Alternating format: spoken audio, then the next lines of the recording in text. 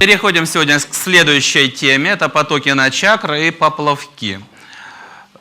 Да, каждая чакра, мы с вами говорили, чакры подсознания отвечают за набор первоэлементов. Да, там Муладхара — первоэлементы земли, дальше воды, огня, воздуха, эфира. Чакры головы за набор квантов, интеллекта интеллектуальных, духовных, аджна-волевых. Да? Если все в порядке, то хорошо. Для чего нам нужны вот эти первоэлементы и кванты? Из них создаются все существующие в сознании энергии. То есть сознание наше набирает запчасти, и дальше по тем программам, которые мы в себя заложили, то ли радость, то ли страх, то ли сила, то ли слабость, какие программы записаны, такие есть. На основе этих программ сознание уже автоматически формирует энергию для своей работы, в том числе. Для чего набирается первый элемент? Одно — это первое, основное — синтез энергии, да, там, в зависимости от программ. Второе, по крайней мере, для обеспечения физического тела, скажем, манипура, первый элемент огня направляет на область живота. От этого в том числе зависит физическое здоровье. Да, если какая-то часть тела недополучает необходимую энергию, в данном случае первого элемента, то она начинает угнетаться и страдать. Точно так же Муладхара — опорно-двигательный аппарат, анахата — сердце и так далее. Каждая чакра отвечает за свою часть тела. То есть основная задача, да, вот, потоков, да, с помощью поплавков набирать энергию для того, чтобы первое — синтезировать, второе — обеспечивать даже, синтез — это мы объединяем первоэлементы кванты, а то, что мы говорили, потоки энергии на тело — это первоэлементы в чистом виде, и они являются рабочими для соответствующих частей тела. Сама механика: поток, грубо говоря, труба, поплавок — система, которая подключается к нужному источнику энергии. Да, то есть нашли в пространстве, где там первоэлементы или кванты подключились, и оттуда и начинает энергия поступать.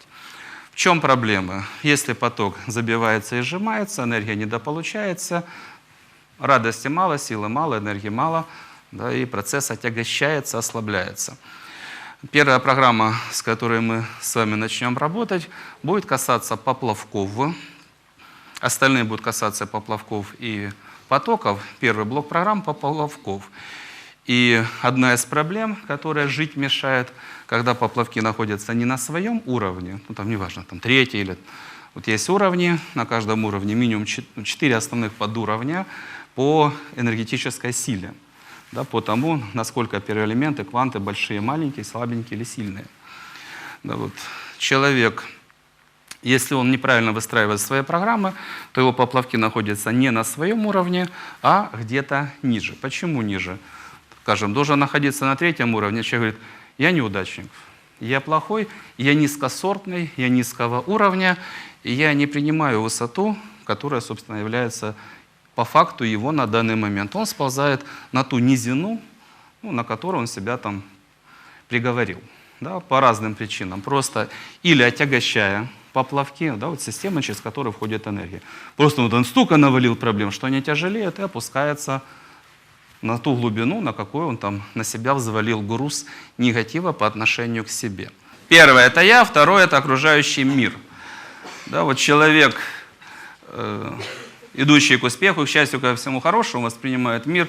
Да, в нем есть разное, есть там негатив, масса проблем и так далее. Но мир — это огромная, шикарная возможность. И если возможность, он жаждет встретиться с этим миром, да, там, пройти преграды, испытания, достичь цели, да, понять, какие возможности есть, и ими насладиться. Если человек воспринимает мир — угроза, там ничего нет хорошего, там драконы, гиены и прочее, лучше нос не высовывать. Он обречен, он боится. Ему не нужна высота, ему нужна нора. Если человек воспринимает мир как угрозу, в которой нет ничего хорошего, возможности, он ищет норку. Обложенная программа «Мир — прекрасная возможность». Да, в том числе и понять, что такое зло, с ним побороться, достичь неуязвимости, научиться его распознавать, научиться побеждать. Да, это тоже возможность. Да, ну, в том числе, конечно, чувство, развитие, там, самые ценные призы, творчество, познание, раскрытие себя — шикарная возможность. Достижение каких-либо целей. Если человек не лентяй, который мечтает о том, чтобы все на него падало, он не хочет ничего делать, да? если он не лентяй, то ему это все очень интересно. Он жаждет открывать новые там миры, не знаю, страны, еще что-то. Ему мир безумно интересен. Почему еще поплавки проседают на более низкие уровни? А если человеку потенциал есть, а он не хочет его реализовывать? Да мне не нужны сильные стремления, то есть что-то захочу, потом пойду и сделаю. Лучше я в колее похожу. Здесь сыро, привычно, понятно.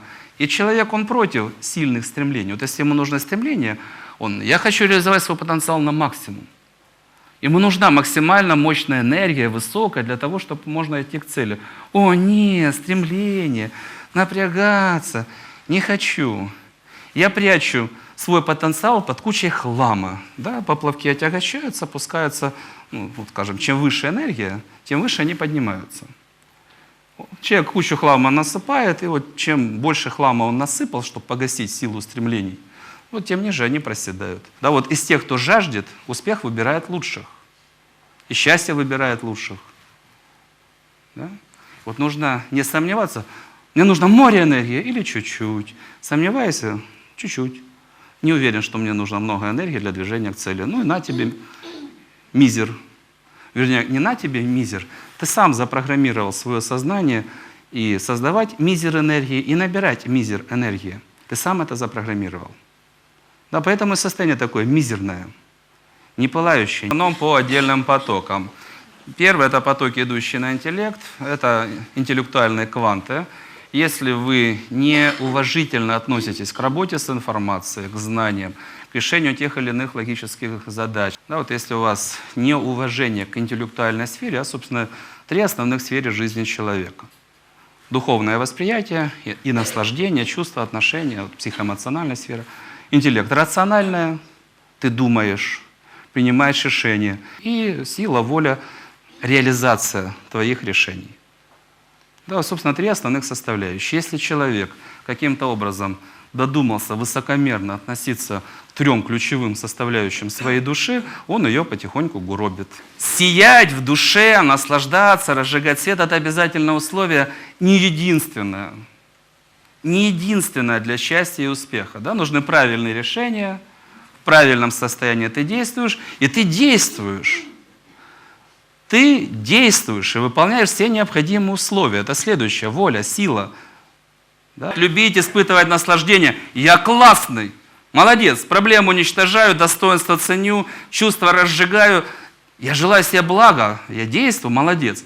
И так, чтобы ты любил окружающий мир со всеми его запчастями, со всеми подробностями. Да, что такое у тебя классные отношения, чувства? Давай дружить. Куда вкладывать силу? Нужно, конечно, определиться, для этого нужен разум. Если ты претендуешь на то, что ты реально не заслуживаешь, не можешь по своему потенциалу, ты проиграешь. Да, ты должен найти, что тебе по плечу. И что тебе будут помогать высшие силы достигать. Да, что соответствует твоим кармическим задачам. Что правильно делать. Вот когда ты отвечаешь на вопрос, что правильно делать, и боги помогают, ты можешь идти к успеху. Следующий блок вопросов касается чакр подсознания.